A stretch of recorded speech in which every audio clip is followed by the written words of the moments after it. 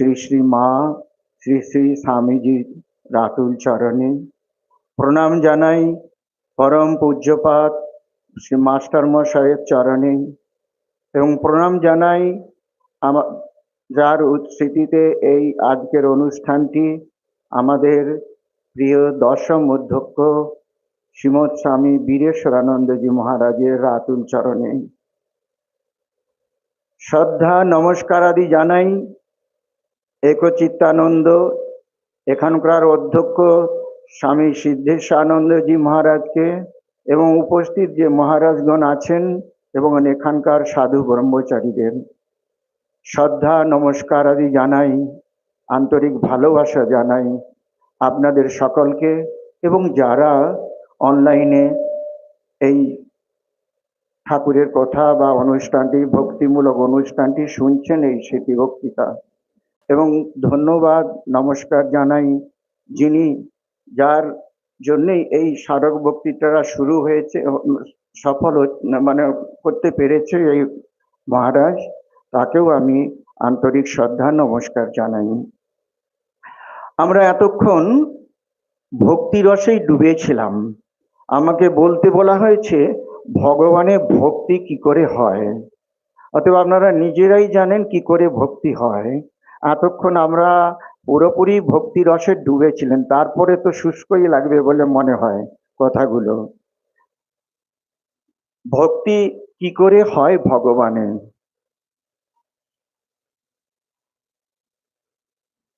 এখানে তিনটি জিনিস আছে। একটি হলো ভগবান, তিনি কে। দ্বিতীয় হলো ভক্তি, ভক্তি কাকে বলে। এবং তৃতীয় হচ্ছে ভগবানে কি করে ভক্তি হয়।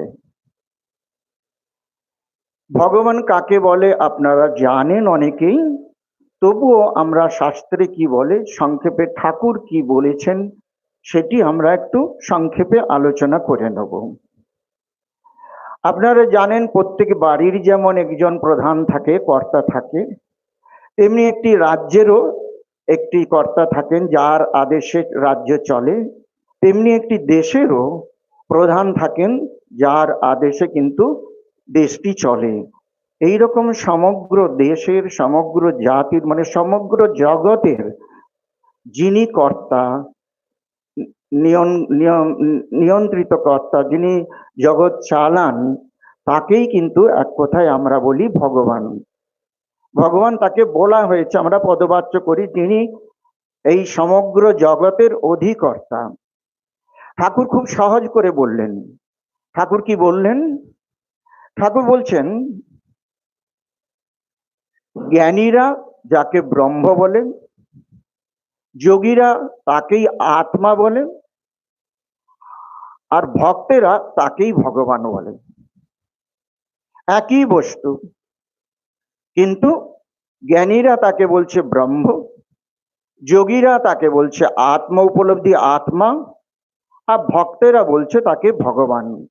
বস্তু কিন্তু এক, তাকে আমরা বিভিন্ন নামে ডাকি। আমাদের উপনিষদে আছে একং সদ বিপ্রা বহুধা বদন্তি, supreme reality is one, sages call it different name। এক সত্য, পরম সত্য এক, বা ঈশ্বর বলি, ভগবান বলি, যাই বলি, এবং তাকে বিভিন্ন জনে বিভিন্ন নাম দিয়ে নামে ডাকে। কেউ বলে ভগবান, কেউ বলে আল্লাহ, কেউ বলে গড, কেউ বলে রাম, কেউ বলে রহিম, কালী, দুর্গা, আরো কত কি, তার অনন্ত নাম, কিন্তু বস্তু হচ্ছে এক। ঠাকুর খুব সুন্দর উদাহরণ দিয়েছেন। একই ব্যক্তি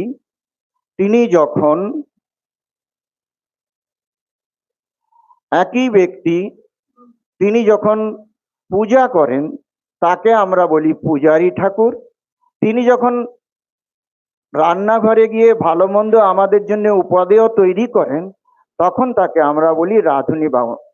কিন্তু ব্যক্তি এক, তাই ঈশ্বর এক, কিন্তু তাকে আমরা বিভিন্ন জনে বিভিন্ন রকম ভাবে ডাকি।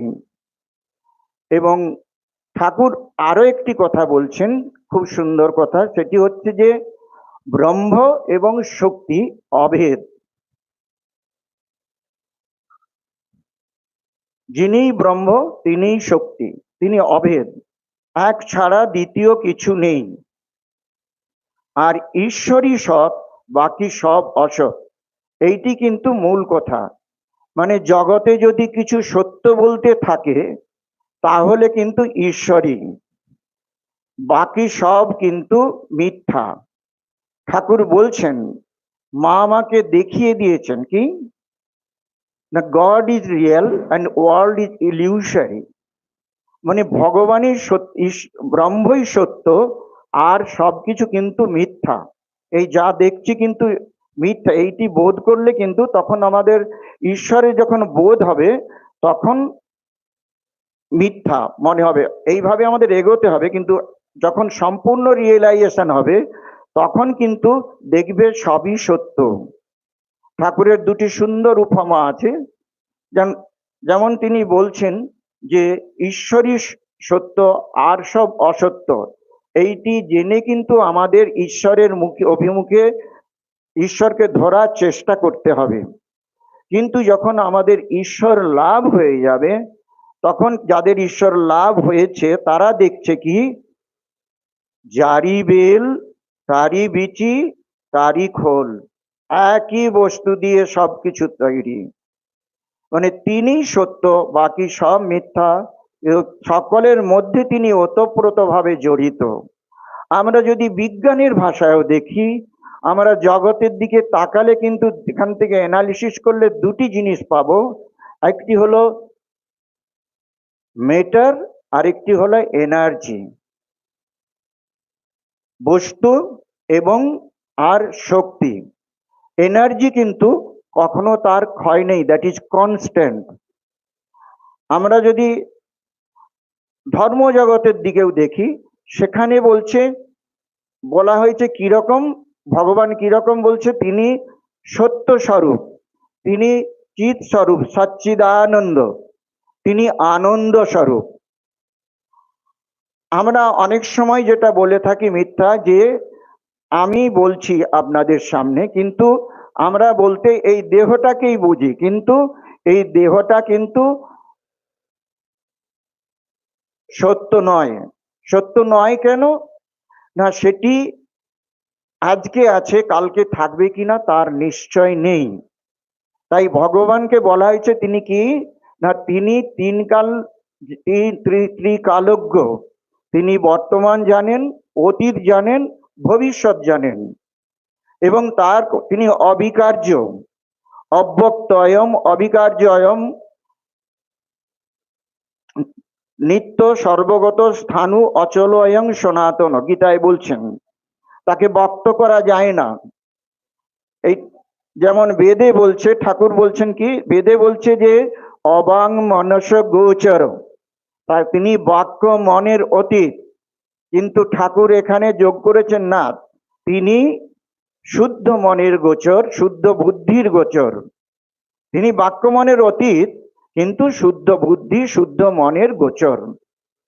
ওই জন্যে এখন তাহলে ব্রহ্ম তিনি সচ্চিদানন্দ, তিনি সত্য এবং আর সব মিথ্যা। এখানেও আমরা দেখছি যে আমার এই দেহটা হচ্ছে ম্যাটার, আর এই দেহর ভিতরে যে চৈতন্য শক্তি আছে, যে শক্তি আমরা সবাই জানি, যে শক্তিটি না থাকলে এইটাকে আমরা তার সব বা মৃতদেহ বলে থাকি। এবং এই দেহটা আজকে আছে, কালকে থাকবে না। যার জন্ম আছে, বৃদ্ধি আছে, ক্ষয় আছে, মানে যেগুলো বিকার, এবং বিনাশ আছে, সেইটি হলো অসত্য। আর সত্যর কিন্তু বিনাশ নেই, অবিকার্য এবং অব্যক্ত। তিনি সত্য স্বরূপ, আনন্দ স্বরূপ, চিৎ স্বরূপ, দ্যাট ইজ কনসাসনেস। সেই তাকেই আমরা বলছি, সেটি কিন্তু কনস্ট্যান্ট। এনার্জিও কিন্তু কনস্ট্যান্ট। বলা হয়েছে, মানে সর্বশেষ রিসার্চে যেটা দেখা গেছে, যে এনার্জি, ম্যাটার এবং এনার্জি একই মুদ্রার এপিঠ আর ওপিঠ। কিন্তু সূক্ষ্ম অবস্থা in subtle level there is no matter, সেখানে শুধু চৈতন্য। আমরা জানি এই দেহটা চলে গেলে এই দেহ থেকে একটি সূক্ষ্ম শরীর তৈরি হয়, সেটি আবার আরেকটি নতুন দেহের মধ্যে প্রবেশ করে, গীতায় আপনারা আগে আগে শুনেছেন।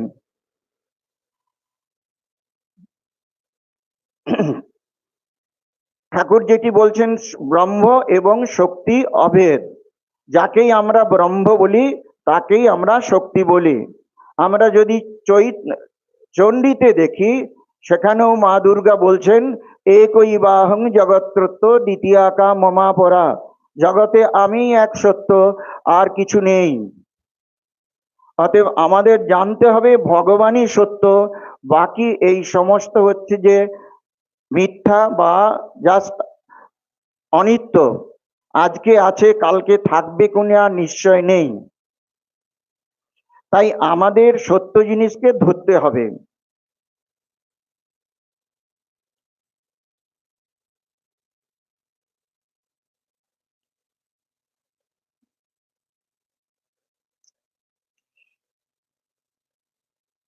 ঠাকুর বললেন তাই যে ভগবান লাভই মনুষ্য জন্মের উদ্দেশ্য। এখানে বিষ্ণু পুরাণে ভগবান সম্বন্ধে কি বলা হয়েছে না, উৎপত্তিঞ্চ বিনাশঞ্চ ভূতানাম আগতিম গতিম ব্যক্তি বিদ্যাম অবিদ্যাঞ্চ সবাচ ভগবান ইতি। ভগবানকে, যিনি এই ভূতগণের উৎপত্তি এবং বিনাশ এবং তার এ জগতে আগমন এবং পরলোকে গতি, বিদ্যা অবিদ্যা সব জানেন, তিনিই কিন্তু ভগবান পদবাচ্য। অর্থাৎ এক কথায় তিনি এই জগতের সৃষ্টি স্থিতি প্রলয়ের কর্তা, তিনি ত্রিকালজ্ঞ। ঠাকুর বলছেন তার ইচ্ছা ছাড়া একটি পাতাটি কুটোটিও নড়ে না। এইগুলো যদি আমার বোধ হয়, তখনই কিন্তু আমরা ধীরে ধীরে তার প্রতি শ্রদ্ধা, ভালোবাসা, ভক্তি এগুলো আসবে। আমরা পরে ভক্তি বলতে গিয়ে এটি বিশদ আলোচনা করব। তাই ভগবানের ইচ্ছা ছাড়া মানে একটি পাতা কুটোটিও নড়ে না। উপনিষদে বলছেন যে তস্য ভাষা সর্বম ইদং বিভাতি, তার আলোতেই জগৎ উদ্ভাসিত। সেখানে সূর্য চন্দ্র যে আমরা আলো পাই তার থেকে এগুলি কিন্তু তার আলোতেই কিন্তু আলোকিত। তস্য ভাষা সর্বম ইদং বিভাতি, অর্থাৎ তিনি হলেন ত্রিকালো দ্রষ্টা। তিনি অতীত জানেন, বর্তমান তো জানেনই এবং ভবিষ্যৎও জানেন। এখন আমাদের প্রশ্ন হতে পারে, যেমন অর্জুনেরই প্রশ্ন হয়েছিল যে তিনি ত্রিকালজ্ঞ কি করে। ভগবান যখন অর্জুনকে বললেন যে ইমং বিবস্বতে যোগং প্রুক্তবান হোমব্যয়ম বিবস্বান মনবে প্রাহ মনুরিক্ষ্বা কবে অব্রবীত, বললেন আমি এই যোগ বিবস্বানকে বলেছিলাম এবং সে তার পুত্র পরম্পরায় সকলকে মানে রাজাদের পরম্পরায় চলে এসছে, কিন্তু এই পরম্পরায় যোগটি এখন নষ্ট হয়ে গেছে, তাই তোমাকে আবার বলছি। তখন অর্জুন বলছে আচ্ছা আপনার তো জন্ম এখন, আর সূর্যের জন্ম কতদিন আগে? তখন তিনি বললেন বহুনি মে ব্যতীতানি জন্মানি তব চার্জুন তান্নহং বেদ সর্বাণি নতং বেত্থ পরন্তপ। তুমি জানো না, কিন্তু আমি জানি যে তুমি অলরেডি অনেক জন্ম অতিবাহিত করেছো। এখন মুখের কথায় বিশ্বাস হবে কেন? আমরা এই যে বেদে বা শাস্ত্রে বলছে, এখনকার মানুষ তো চাইবে এই শাস্ত্র সবাই তো বিশ্বাস করবে কেন, যে তার প্রমাণ না থাকলে। অর্জুনের কিন্তু তাই সংশয় হয়েছিল এবং সেটি তাই সে যুদ্ধ করতে চাইছিল না। স্বাভাবিকভাবে আমরা যেরকম আচরণ করি, তো ভগবান তাকে যখন বিশ্বরূপ দর্শন করিয়ে দিলেন, তখন কিন্তু সে দেখলো এটি সত্য। কি দেখলেন? তিনি তো ভয়ও পেয়ে গেলেন। যথা নদীনাং বহবমু বেগা সমুদ্র মেবা অভিমুখা দ্রবন্তী তথা তবামি নরলোক বীরা ভীষন্তি বক্তানি অভিভি জ্বলন্তি। মানে দেখলাম এই যত মানে সৈন্য বলছি কুরুক্ষেত্রে যত আছে, এই বীর জগতের সবাই যে ভগবানের জ্বলন্ত মুখগ্রহের মধ্যে দ্রুত বেগে প্রবেশ করছে। কিরকম না, যথা নদীনাং বহবম্বু বেগা, যেমন সারা জগতের নদীগুলি প্রবল বেগে সমুদ্রের দিকে ধাবিত হয়ে মিলিত হয়ে তার অস্তিত্বের লোপ হয়, ঠিক সেই রকম সমগ্র জগতের এই সব যাদের যুদ্ধ ক্ষেত্রে দেখছি এবং অন্যেরা, তারা সবাই আপনার মুখগ্রহের মধ্যে প্রবেশ করছে। এখানে একটি কথা আছে, অর্জুনকে যখন এই বিশ্বরূপ দর্শন করাবেন, তিনি কিন্তু বললেন যে এই চক্ষে কিন্তু দেখতে পাবে না, এই এই এই চক্ষে বিশ্বরূপ দর্শন করা যাবে না, ভগবানের রূপ দর্শন হয় না। তাই তিনি তাকে দিব্য চক্ষু দিলেন। এখানে একটি ঠাকুরের কথা খুব লক্ষণীয়। সাধারণ মানুষ তাহলে কি করে দেখবে, বা ঠাকুর যে বলছেন যে তার যা অভিজ্ঞতা মানে এক্সপিরিয়েন্স আধ্যাত্মিক জীবনে, তা সবকিছু বেদান্তকে ছাড়িয়ে গেছে। এখানে আমরা বলতে পারি, এই জন্যই প্রসঙ্গটি টেনেছি, তিনি বললেন সাধন করতে করতে সাধকের একটি প্রেমের শরীর তৈরি হয়, সেই প্রেমের শরীরের প্রেমের চক্ষু দিয়ে সে দেখে, প্রেমের কর্ণ দিয়ে তার কথা সে শোনে, অতএব তখন সেই একটি প্রেমের শরীর হয়। তাই ভক্তেরা তাকে উপলব্ধি করতে পারে। আপনারা এতক্ষণ যে গান শুনছিলেন, তিনি বলছেন তিনি তিনি পুরুষ, তিনি প্রকৃতি, তিনি শূন্য। এখানেও যিনি ব্রহ্ম তিনি শক্তি, এবং তিনি আরো কত কি। এবং তিনি বলছেন কালো, আপনারা শুনলেন কালো কেন, ঠাকুর বলছেন দূরে বলে কালো দেখি, কাছে গেলে আর কালো নেই। আকাশকে নীল দেখছি, কাছে যাও কোনো রং নেই। সমুদ্র দূর থেকে দেখছি নীল, কাছে গিয়ে দেখো জল সাদা, কোনো রং নেই। তো তাই ভগবান দূরে বলে তারপর আমরা অনেক রকম করে চিন্তা কল্পনা করছি, কিন্তু তিনি প্রকৃতই আমাদের অতি নিকটে এবং অতি আপনার। তিনি যারা জানে না তাদের কাছে অতি দূরে, যারা জানে তাদের অতি নিকটে, একেবারে হৃদয়ে। এ যুগেও আমরা যদি দেখি, শ্রীরামকৃষ্ণ অবতারে আপনারা জানেন যে ভগবান ত্রিকালজ্ঞ, তিনি ভবিষ্যৎ জানেন, অতীত জানেন এবং বর্তমান তো জানেনই।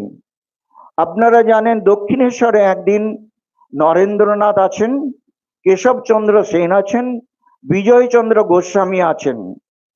ঠাকুর নরেন্দ্রের দিকে তাকিয়ে তারপর বলছেন যে যে গুণে, বুঝতেই পারছেন ওই অবস্থায় কেশবকে মানে জগৎ বিখ্যাত, তিনি যার এক নামে যাকে সবাই চিনে, কেশবচন্দ্র সেন, যার জগৎ জোড়া খ্যাতি, সেই তার সামনেই বলছেন, বিজয় কৃষ্ণ গোস্বামীর সামনে বলছেন, আর নরেন্দ্র তার তখন কলেজের ছড়া, কলেজ স্টুডেন্ট।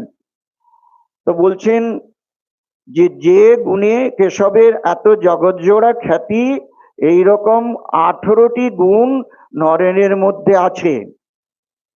বলছেন যে কেশব বা বিজয় যদি প্রদীপ হয়, তাহলে নরেন্দ্র হচ্ছে সূর্য। স্বাভাবিকভাবেই নরেন্দ্র তখন প্রতিবাদ করছেন, লোকে তো পাগল বলবে আপনাকে, এ কি বলছেন। কিন্তু আপনারা জানেন পরবর্তীকালে প্রমাণ হয়েছে, কারণ তিনি দেখতে পাচ্ছেন, তিনি বলছেন মা দেখিয়ে দিচ্ছে, আমি কি করে বলি, আমি যা দেখছি তাই বলছি, তারা ভবিষ্যৎ দ্রষ্টা। তো তাই এতে বোঝা গেল যে ভগবান ত্রিকালজ্ঞ এবং তিনি জগতের সকল নিয়ন্তা, তার ইচ্ছায় জগৎ চলে। এবং তিনিই সত্য, বাকি সব মিথ্যা। এটি আমরা পরিষ্কারভাবে জানলাম। আর জানলাম যে তাকে এই চর্মচক্ষুতে দেখা যায় না, তাকে প্রেমের চক্ষুতে সাধনা করতে করতে একটি প্রেমের শরীর তৈরি হয়, সেই ভাবে দেখা যায়। আরেকটি শ্লোকের আরেকটি ওই ভগবানের স্বরূপ বর্ণনা করতে গিয়ে বলা হয়েছে যে ঐশ্বর্যস্য সমগ্রস্য বীর্যস্য যশস্য শ্রিয় জ্ঞান বৈরাগ্যয়শ্চৈব সন্ন্যাং ভগ ইতি অঙ্গনা। অর্থাৎ ভগবানের মধ্যে এই 6টি ঐশ্বর্য থাকবে। ভগবান যেখানেই আছেন সেখানে কিন্তু এই 6টি ঐশ্বর্য আছে। কি কি না, ঐশ্বর্য মানে সমগ্র ঐশ্বর্য, বীর্য, শ্রী,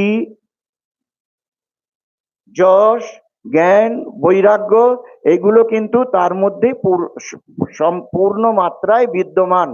তিনি ভগবান পদবাচ্য। ঠাকুর বারে বারে বলছেন ভগবান ও তার ঐশ্বর্য। আমরা বেশিরভাগ ক্ষেত্রে ভগবানকে ভুলে ভগবানের ঐশ্বর্যকে আঁকড়ে ধরি। ভগবান থাকলে কিন্তু ঐশ্বর্য আমার থাকবেই। যেখানেই ভগবান আছে, যার বাড়িতে লক্ষ্মী আছে, সেখানে দেখবেন ঐশ্বর্যের প্রভাব থাকবেই। ঐশ্বর্য ছাড়া, শক্তি ছাড়া ব্রহ্ম হয় না, আমরা একটু আগেই বললাম। তাই যেখানে ভগবান আছে সেখানে তার ঐশ্বর্য আছে। ভগবান ষড়ৈশ্বর্যপূর্ণ, এই কথাটি তিনি বিদ্যাসাগরকে বলেছিলেন। এবং তিনি সকলের মধ্যে আছেন, কিন্তু প্রকাশের তারতম্য। বিদ্যাসাগর মহাশয় একটি প্রশ্ন করে তিনি ঠাকুর তাকে অপদস্থ করে দিয়েছিলেন উত্তরে। সেটি হলো, আমরা যেটা সবাই বলি, কেউ ধনী, কেউ একেবারে খেতে পায় না, কার হয়তো সোনার চামচে খাচ্ছে ছেলে মেয়ে, তো এইরকম বৈষম্য কেন ভগবানের?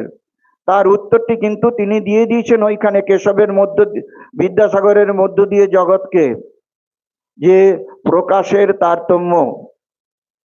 তিনি বিভূরূপে সর্বত্র বর্তমান, কিন্তু তার প্রকাশের তারতম্য বিভিন্ন বস্তুতে বিভিন্ন। এটা আমরা সুন্দর উদাহরণ দিয়েছেন তিনি। এরপরেও আমাদের ওই প্রশ্ন না থাকাই উচিত। তিনি কি উদাহরণ দিয়েছেন?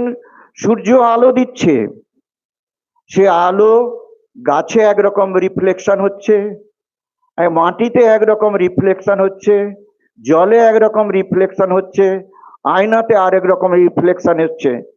তার কিন্তু পার্সিয়ালিটি নেই, কিন্তু বস্তু আধার যেরকম, তাতে তার রিফ্লেকশন সেরকম। তাই তাই প্রকাশের তিনি তারতম্য।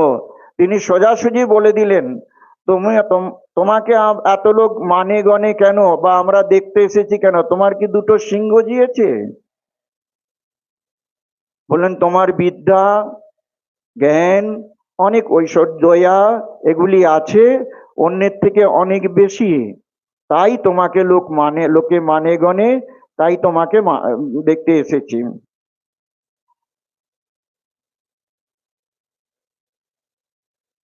অতএব ভগবান সম্বন্ধে আমরা জানলাম যে ভগবান কে, মানে তিনি জগতের সর্বময় কর্তা, তার ইচ্ছাই জগৎ চলে, তিনিই সত্য, বাকি সব মিথ্যা। মিথ্যা মানে আমরা যতক্ষণ ব্যবহারিক জগতে আছি, তিনি বলছেন, খুব সুন্দরভাবে বলছেন, আমরা পরে প্রসঙ্গটিতে আসব, যেটি হলো, এখন সঙ্গে সঙ্গে প্রশ্নে আসবে যদি মিথ্যা, তাহলে এইসব কাজ করে আমাদের লাভ কি? এই দায়িত্বও তিনি দিয়েছেন, আমি তার কাজ ভেবে করব।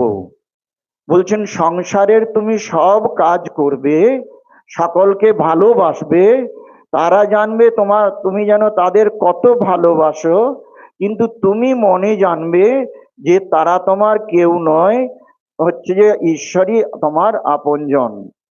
আমরা এটি পরে আমরা আসবো ভক্তিতে। ভক্তি, আমরা ভগবানকে জানলাম, এবার ভক্তি কি? ভক্তি বলতে আমরা কি বুঝি? ভক্তি আমাদের সকলেরই আছে, সহজাত। ভক্তি হচ্ছে যে আমাদের হিন্দু ধর্মে একটা আরাধনার বিশেষ উপায়। ঈশ্বরে, দেবতায় বা গুরুজনদের প্রতি হচ্ছে যে অনুরাগ, অনুরক্তি। ঈশ্বরের নিকট সম্পূর্ণ আত্মসমর্পণই ভক্তি। মানে ভগবানের প্রতি আমাদের ভালো, সকলের প্রতি আমাদের ভালোবাসা প্রত্যেকের মধ্যে আছে, এটি সহজাত। আমরা মানুষকে ভালোবাসে, অর্থ ভালোবাসে, সন্তান সন্ততির ভালোবাসে। তো এই ভালোবাসা কিন্তু সহজাত। এই ভালোবাসাটিকে ঠাকুর বলছেন মোড় ফিরিয়ে দেওয়া ঈশ্বরের দিকে। এই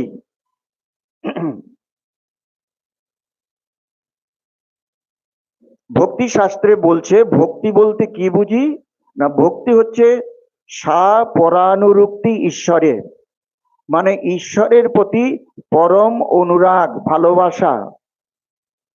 ঠাকুর বলছেন যে অনুরাগ কালী নেই, তাই হচ্ছে যে আমাদের মনে দাগ কাটে না। বলছেন যে এত বক্তৃতা শুনলাম, এই হল ঘর থেকে বেরোলেই দেখলাম সব ফাঁকা, কিছুই মনে নেই। বলছেন যে আসলে অনুরাগ কালী মাখানো নেই বলে উদাহরণ দিচ্ছেন। তিনি তখন ফটো তুলে এসছিলেন, সেখানে জেনেছেন যেখানে ফটো তোলা হয় সেই কাঁচের পিছনে একটি কালি লাগানো থাকে, যেটার জন্যই কিন্তু ফটোটা হয়। তাই ভেতরে অনুরাগ কালী নেই, তাই হচ্ছে যে কিন্তু আমাদের মনে থাকে না, আমরা ভুলে যাই, আমরা ধরে রাখতে পারি না। এই অনুরাগ চাই, এটিও কিন্তু হচ্ছে ভক্তি, পরানুরক্তি ঈশ্বরে। নারদীয় ভক্তি সূত্রে ভক্তি সম্বন্ধে বলছেন তস্মিন পরম প্রেম রূপা। কিরকম তিনি না, পরম প্রেমের রূপ। প্রেম বলতে আমরা কি বুঝি না, ব্যবহারিক জীবনে যে আমার খুব অতি কাছের, আমার সবচেয়ে প্রিয়জন, তার প্রতি যে ভালোবাসা, তাকেই আমরা প্রেম বলি।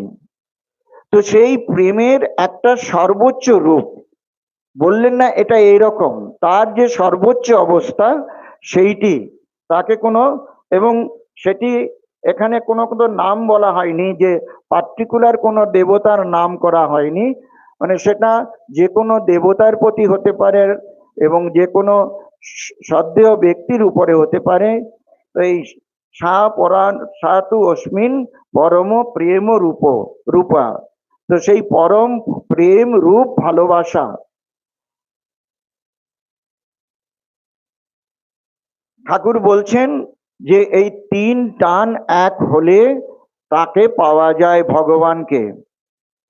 তিন টান বলতে কিরকম বললেন, যে সন্তানের মায়ের সন্তানের প্রতি টান, স্ত্রীর পতির প্রতি টান এবং বিষয়ের প্রতি টান। এই তিন টান যদি এক হয়, বলছেন তখন ঈশ্বরের দর্শন হয়। এটি বলেছেন তিন টান, কিন্তু যেটা আমরা ভক্তি শাস্ত্রে পাচ্ছি, তো এর কোনো মেজারমেন্ট নেই, তাকে সর্বোচ্চ অবস্থায় গেলে কিন্তু পাওয়া যায়। আমরা কথামৃতে যদি দেখি, বারে বারে তিনি বলছেন যে কলিতে নারদীয় ভক্তি, তিনি বলছেন ভক্তি যোগী যুগধর্ম, এবং ভক্তি যোগেই সহজে তাকে পাওয়া যায়। শুধু ঠাকুর বলছেন কেন, কৃষ্ণের গীতায় আমরা পাই, যেহেতু সর্বাণি কর্মাণি ময়ি সংনস্য মৎপরা অনন্য নৈব যোগেন মাং ধ্যায়ন্ত উপাসতে তেষাম অহং সমুদ্ধর্তা মৃত্যু সংসার সাগরাত ভবামিন চিরাত পার্থ ময়ি আবেশিত চেতসাম।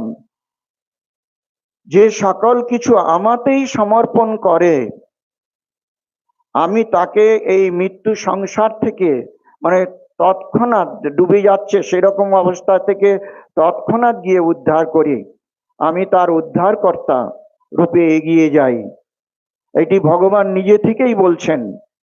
এই তো স্বাভাবিকভাবেই তিনি সর্বদাই তার প্রতি যদি কেউ সম্পূর্ণরূপে সমর্পণ করেন, তিনি কিন্তু আমার সব কিছুই দেখবেন, আমার সমস্ত ভার নেবেন।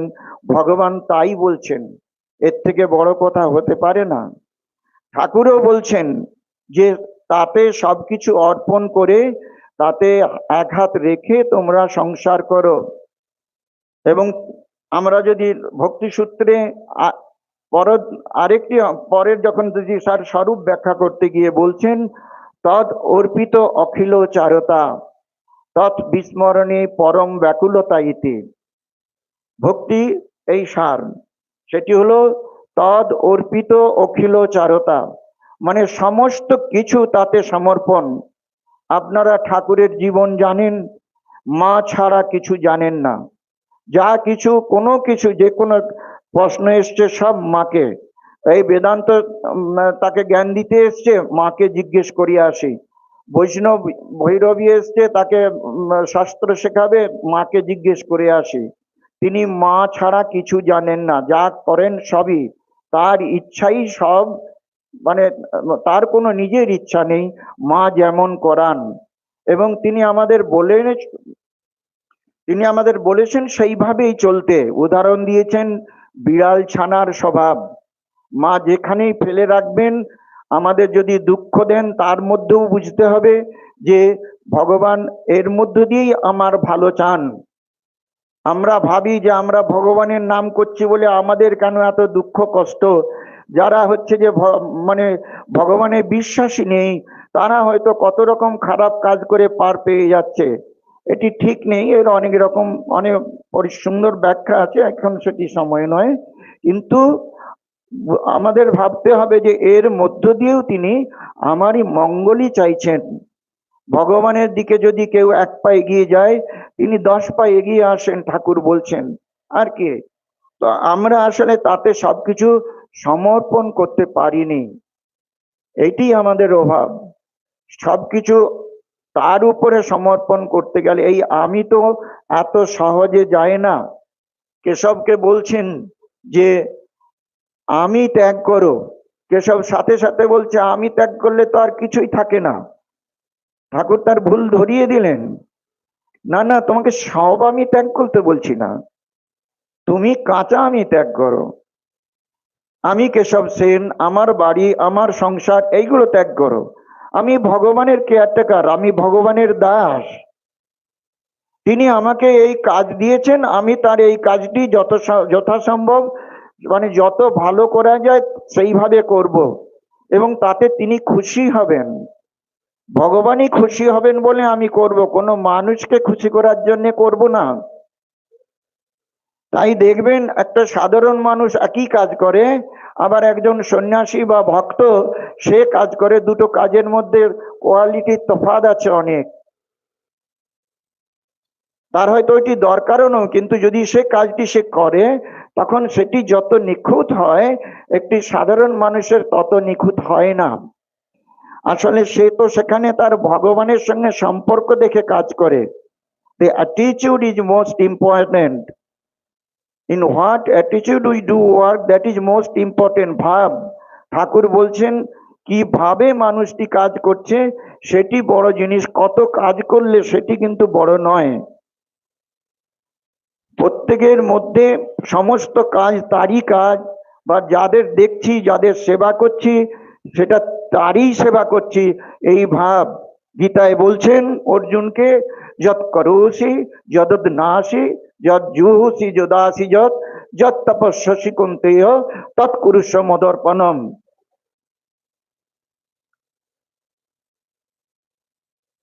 যৎ করো, যা তুমি করো, যা কিছু খাও, যৎ করোসি যদ নাসি যৎ জুহুসি দদাস, যা কিছু দান করো সব আমাতেই তুমি সমর্পণ করো,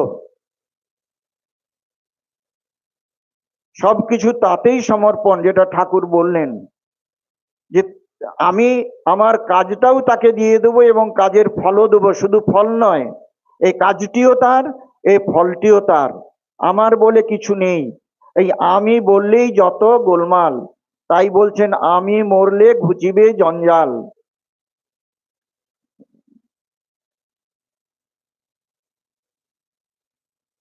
আরেকটি কথা ঠাকুর বললেন, ভক্তি অনেক রকম আছে, এত সময় আমার খুবই কম এখানে। আর বললেন যে তৎ বিস্মরণে পরম ব্যাকুলতা ইতি, এটি কিন্তু খুব জরুরি।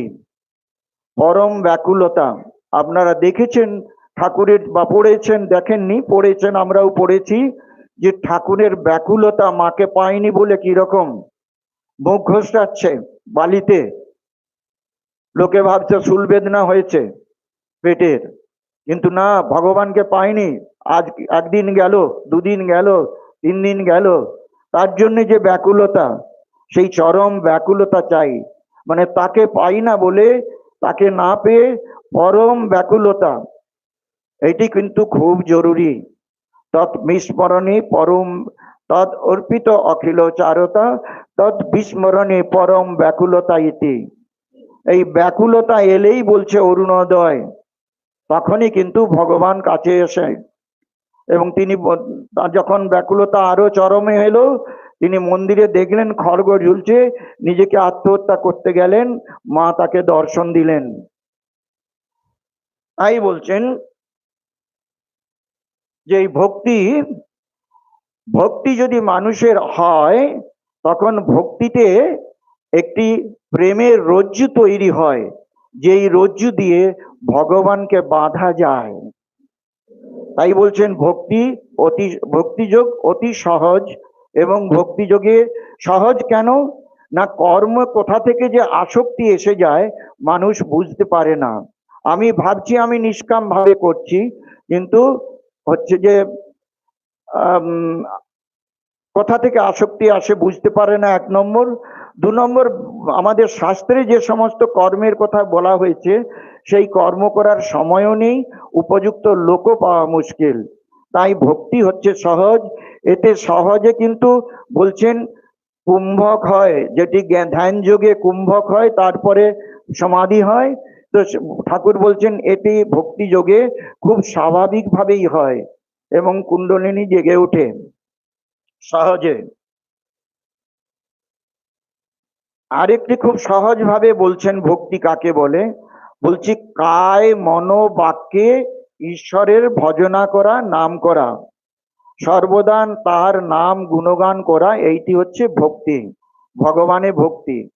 কায় মনোবাক্যে বলতে কি, কায় মানে তার হাত দিয়ে সে ভগবানের পূজা করবে, পা দিয়ে সে ভগবানের দেবস্থানে যাবে, মন্দিরে যাবে, দেবালয়ে যাবে, কানে তার ভাগবত কথা শুনবে, তার গান শুনবে, তারপরে ধ্যানে তার চিন্তা করবে মনে, এই কায় মনোবাক্যে তার স্তব স্তুতি করবে। তো এই কায় মনোবাক্যে হচ্ছে যে ঈশ্বরের শরণাগত হওয়া, এইটি হলো ভক্তি। তাহলে ভক্তি সম্বন্ধে আমরা জানলাম যে তা, তিনি তার কাছে সমস্ত কিছু সমর্পণ, মানে তাকে সর্বোচ্চ ভালোবাসা, আমার মধ্যে যে ভালোবাসা আছে সেইটি পুরোপুরি তার চরণে বা তাকে দিয়ে দেওয়া, যেটি আমরা সন্তানদের দিই, যেটি আমরা পরস্পরে পরস্পরকে দিই, আমাদের সেইটি আমরা জানবো যাদেরই ভালোবাসছি সেটি তাকেই ভালোবাসছি, মনটা ঘুরিয়ে দেওয়া। অর্থাৎ তাহলে সম্পূর্ণরূপে কিন্তু তাকেই দেওয়া হবে যা কিছু, সবেই আমার কর্ম বলি, খাওয়া বলি, ঘুম বলি, সবকিছু তাই, তার তার কাছে সমর্পণ। এখন প্রশ্ন হচ্ছে ভক্তি কি করে হয়। আমরা জানলাম ভগবানকে, এবং আমরা জানলাম ভক্তিটি কি। ভক্তি হলো ভগবানের প্রতি চরম ভালোবাসা, অনুরাগ। তো এইটি কি করে হয়।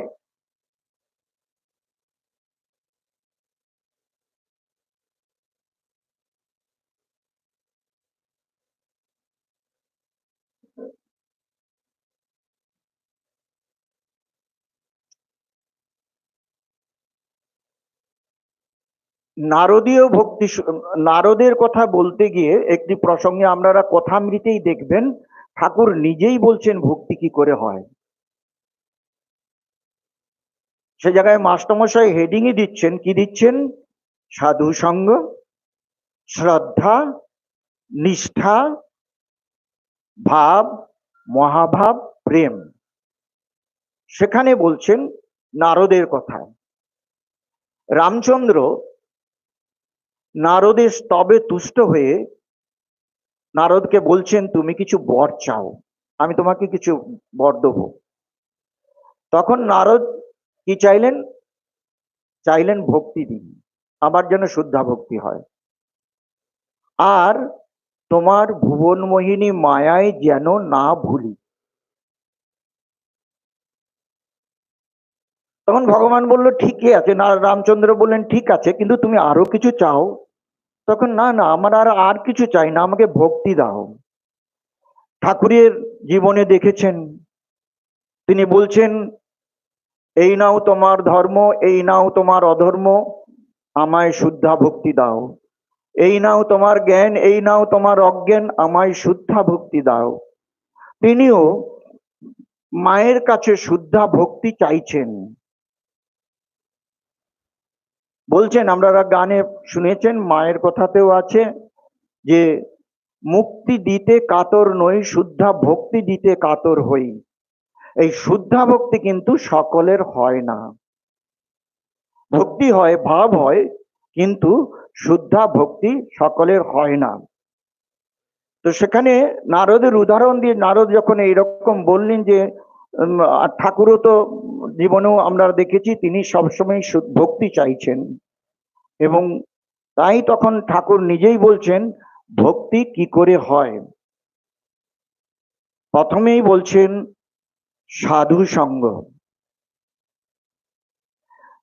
মাস্টারমশাই দ্বিতীয় দর্শনেই জিজ্ঞেস করছেন সংসারে ঈশ্বরে কি করে মন হয়, সেখানেও এই কথাটি আছে। সেখানে বলছে সৎসঙ্গ প্রথম। সৎসঙ্গ বলে তিনি ব্যাখ্যা দিয়েছেন, সৎসঙ্গ কি?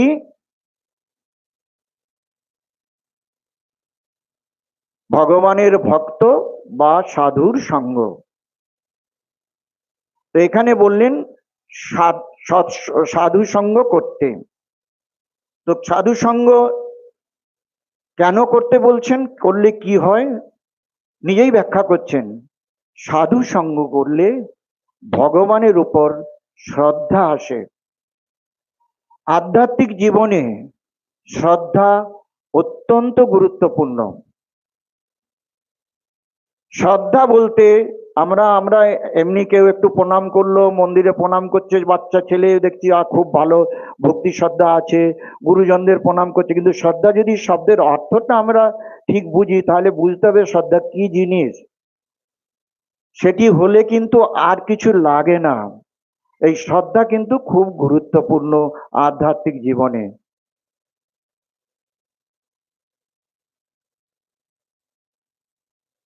শ্রদ্ধা বলছে শাস্ত্র ও গুরুবাক্যে বিশ্বাস। শাস্ত্র ও গুরুবাক্যে বিশ্বাস, দৃঢ়ভাবে বিশ্বাস, সেইটি। এই বিশ্বাস কথাটিও ঠাকুর অনেকগুলি উদাহরণ দিয়ে দিয়েছেন। যদি এই বিশ্বাস হলো তো হয়ে গেল। তো তাই হচ্ছে যে সাধু সঙ্গ করলে ঈশ্বর বিষয়ে তার কথা শুনতে শুনতে তার উপরে ভালোবাসা শ্রদ্ধা হয়।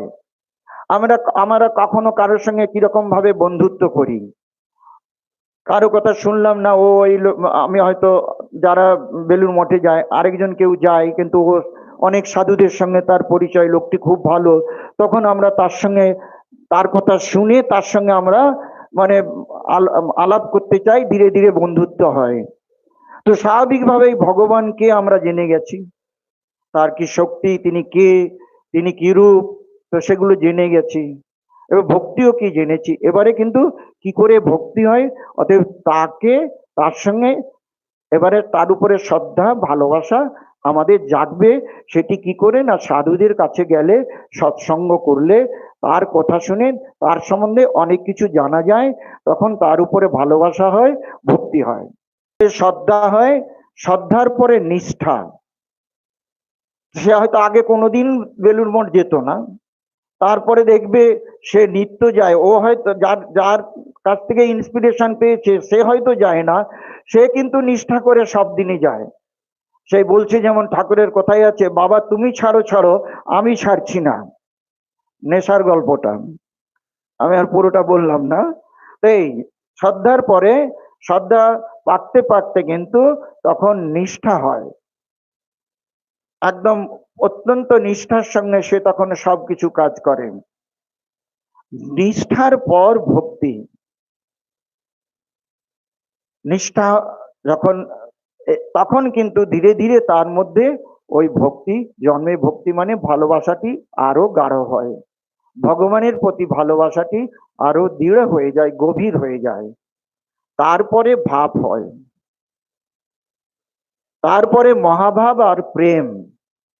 মানুষের এই ভাব পর্যন্ত হয়, কিন্তু প্রেম মহাভাব হয় না। এখন রাস চলছে, অতএব প্রেমের চরম শিখরের লীলা যেটি ভগবান দেখিয়েছেন, রাধা কৃষ্ণের যে লীলা, তো সেখানে কিন্তু কোনো রকম কামনা বাসনা নেই। এক সময় একটু কামনা এসেছিল বলে গোপীরা তাকে দেখতে পাচ্ছিল না, তারপরে ওই ব্যারম ব্যাকুলতা। তো ওই জন্য যেখানে কোনো রকম কামনা বাসনা থাকবে না, তো সেটা শুদ্ধা ভক্তি বলুন, প্রেম বলুন, সেটি সেই সেটি কিন্তু ঈশ্বর কোটি বা ভগবানেরই হয়, দেব অবতারের হয়, অন্যদের হয় না। অন্যদের ভাব হয়। সেই ঠাকুর যেটি বললেন, ভাবে তার মধ্যে একটি প্রেমের শরীর তৈরি হয়, সেটা দিয়ে কিন্তু সে ভগবানকে অনুভব করেন। এবং তখন বলছেন যখন তার ভাব হয়, তখন সেই ঈশ্বরীয় কথা ভিন্ন অন্য কোনো কথা তার ভালো লাগে না। এবং চারিদিক একটা অবস্থায় সে চারিদিকে সে কৃষ্ণময় দেখে, ভগবানময় দেখে। যেদিকে তাকায় সেদিকেই তার ইষ্টকে দেখছে। যখন ভাব অবস্থায় চরম অবস্থায় আসে, তখন কিন্তু তাই দেখে। অন্যেরা কিন্তু দেখতে পাচ্ছে না, সে কিন্তু দেখতে পাচ্ছে তার ইষ্টকে। এখানে ঠাকুর আরেকটি, এইটি কি করে হবে সেটিরও উত্তর দিয়ে দিয়েছেন। আমরা তো কি করে হয় জিনিসটা জানলাম থিওরিটিক্যাল, যে সাধু সঙ্গ করলে শ্রদ্ধা হবে, শ্রদ্ধার পরে তাতে হচ্ছে নিষ্ঠা হবে, নিষ্ঠার পরে হচ্ছে যে ভক্তি হবে, ভক্তির পরে ভাব, মহাভাব, প্রেম, বস্তু লাভ।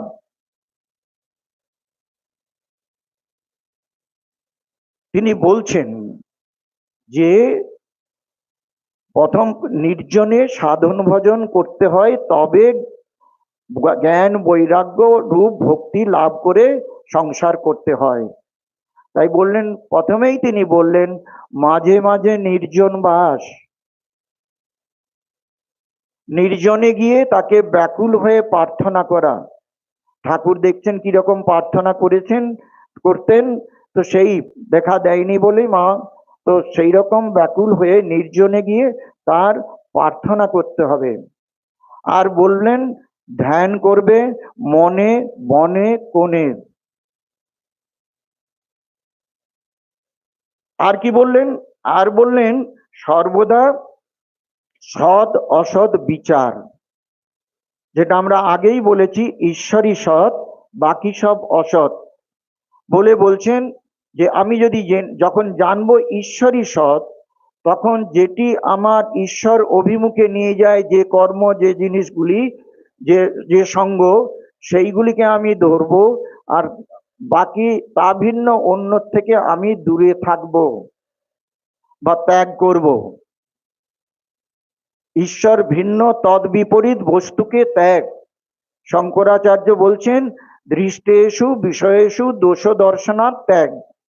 মানে যা দেখছি জগতের, আজকে থাকবে, আছে যা, কালকে থাকবে কিনা নিশ্চয় নেই, এই অনিত্য বোধ দেখে আমার পুরোপুরি তার উপরে আসক্তি ত্যাগ।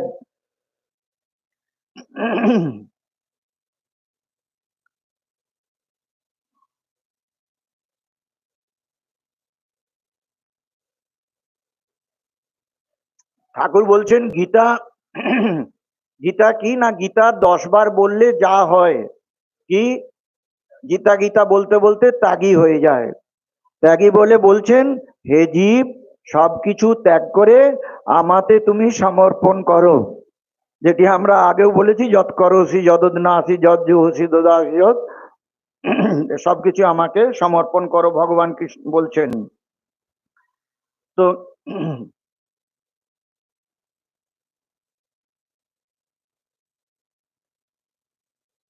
তো যখন এই আমরা সংসারটি অনিত্য জানবো, তখন কিন্তু আমরা সত্যকে, মানে তিনি সত্য, তখন তাকে ধরার চেষ্টা করব। আর কি বললেন, আরো বললেন, তখন মাস্টারমশাইয়ের মনে প্রশ্ন এসেছে, তাই তো, মানে উনি ত্যাগ করতে বলছেন সব, আর তাকেই ধরতে বলছেন, তাহলে কি সংসার ত্যাগ করতে হবে? তখন মাস্টারমশাইয়ের মনে প্রশ্ন এসেছে, মাস্টারমশাই জিজ্ঞেস করছেন, তাহলে সংসারে কিভাবে থাকবো? খুব সুন্দর উদাহরণ দিয়েছেন। সংসারে কিভাবে থাকবে, ত্যাগ করতে হবে না, সংসারে কিভাবে থাকতে হবে সেটিও কিন্তু পরিষ্কার করে দিয়েছেন। কি বলছেন? পরের বাড়ির দাসীর মতো। তো তুমি সকলকে অতি আপনার জানবে, তারা তাদের ভালোবাসবে, সবকিছু করবে, কিন্তু মন তোমার থাকবে ঈশ্বরে। যেমন উদাহরণ দিয়েছেন, পরের বাড়ির দাসী, সে তার মনিবের ছেলেকে বলে আমার গোপাল, আমার রাখাল, যেন কত আপনার জন, কিন্তু সে মনে করে, ঠিক ঠিক জানে তার গোপাল সে দেশে আছে, তার জন্যই মন পড়ে আছে। আর কি বললেন? আর বললেন,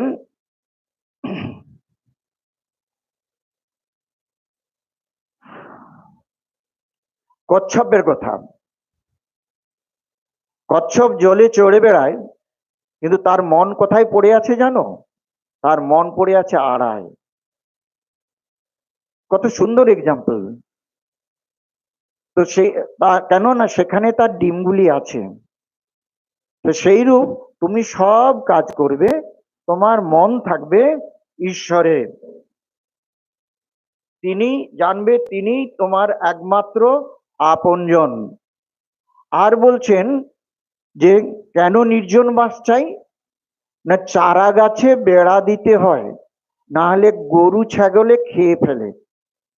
গরু ছাগল কি তিনি বলেই দিচ্ছেন, যে সংসারে থাকলে নীচ হয়ে যায় কেন না, কামিনী কাঞ্চনে মন ডুবে থাকে, এইগুলি হচ্ছে গরু ছাগল। তাই মাঝে মাঝে নির্জনে গিয়ে ভগবানের কাছে প্রার্থনা, সেখানে হচ্ছে ধ্যান করা, তাকে চিন্তা করা। তাই নির্জনে বলছেন, খুব সুন্দর উদাহরণ দিয়েছেন, দই পাততে গেলে নির্জন দরকার, নাড়ানাড়ি করলে দই বসে না। তাই দইটিকে নির্জনে দই বসিয়ে মন্থন করে তারপরে মাখনটি তুলে জলে রাখো, আর জলে কিছু অসুবিধে নেই, সংসার জলে ভেসে থাকবে। তাই বলছেন, নির্জনে সাধন ভজন করে তার কাছে প্রার্থনা করে তাকে চিন্তা করলে, তাকে করতে করতে তার উপরে ভক্তিরূপ যে তেল তৈরি হয়।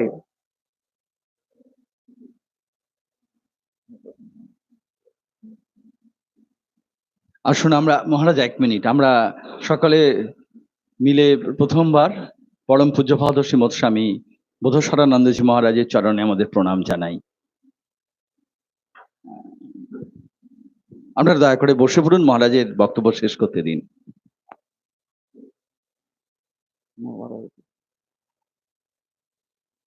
তাই বলছেন, নির্জনে সাধন ভজন করে ভক্তিরূপ তেল মেখে সংসার করতে। উদাহরণ দিয়েছেন খুব সুন্দর। কি উদাহরণ দিয়েছেন? যে কাঁঠাল ভাঙতে গেলে হাতে তেল মেখে কাঁঠাল ভাঙতে হয়, নাহলে হাতে জড়িয়ে যায়। তাই এই ভক্তিরূপ তেল মেখে, মানে লাভ করে যদি কেউ সংসার করে, তখন আর সংসারে ওই জড়িয়ে যাওয়ার ভয় নেই। তো তিনি সবই বলেছেন। তাই তার প্রতি যাতে আমাদের ভালোবাসা হয়, ভক্তি হয়, তার জন্যে তার কাছে আমাদের প্রার্থনা করা উচিত, নির্জনে সাধন করা উচিত, তাকে ডাকা উচিত। এবং প্রথম অবস্থায় তো বলছেন, যেগুলি বললেন, যে মাঝে মাঝে নির্জন বাস এবং ধ্যান করবে মনে বনে কোণে, আর বললেন সৎ অসৎ বিচার। এইগুলি করলে, এগুলি যদি ঠিক ঠিক মতো আমরা অনুসরণ করি, তাহলে কিন্তু আমাদের স্বাভাবিক ভালোবাসা যেটা ভগবানের প্রতি আছে সেটি গাঢ় হবে। সেটি ধীরে ধীরে নিষ্ঠা, ভক্তি, ভাব এই পর্যন্ত, তখন কিন্তু আমাদের প্রেমের শরীর তৈরি হবে, যে প্রেমের শরীর দিয়ে ভগবানকে দেখা যায়, তার কথা শোনা যায়। অলরেডি আমাদের টাইম ওভার হয়ে গেছে। শ্রী শ্রী ঠাকুর মা স্বামীজির কাছে প্রার্থনা করি, তিনি আমাদের শুদ্ধা ভক্তি দিন, ভালোবাসা দিন। ওম শান্তি শান্তি শান্তি। হরি ওম তৎসৎ। শ্রীরামকৃষ্ণার্পণমস্তু। আসুন আমরা সকলে মিলে হাত তুলে মহারাজকে আমাদের শ্রদ্ধা প্রণাম নিবেদন করি।